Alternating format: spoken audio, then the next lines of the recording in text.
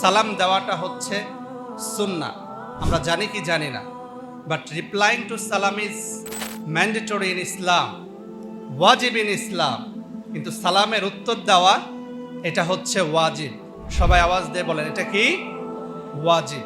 আল্লাহ তাআলা কোরআনুল কারীমের মধ্যে বলেছেন, ওয়া ইযা হুয়্যিতুম বিতাহিয়্যাতিন ফাহাইয়্যু বিআহসানা মিনহা আও রুদ্দুহা।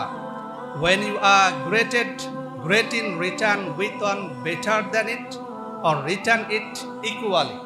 যদি তোমাকে কেউ সালাম দেয় তাহলে তুমি উত্তরে বলবা হচ্ছে ওয়া আলাইকুমুস সালাম, অথবা বেটার ওয়ে ওয়া আলাইকুমুস সালাম ওয়া রাহমাতুল্লাহি ওয়া বারাকাতুহু।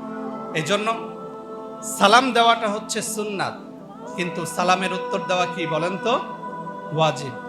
এজন্য আমরা অনেকে এটা অবহেলা করি কি করি না? বলেন, করি কি করি না? অনেক সময় মুরব্বী একজন মানুষ একটা যুবক ছেলেকে সালাম দেয়, সালামের উত্তর দেয় না, চুপ করে থাকে।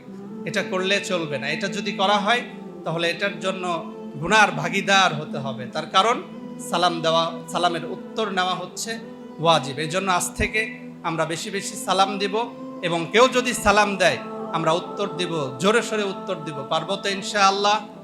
সবাই বলেন ইনশাআল্লাহ। তাআলা আমাদের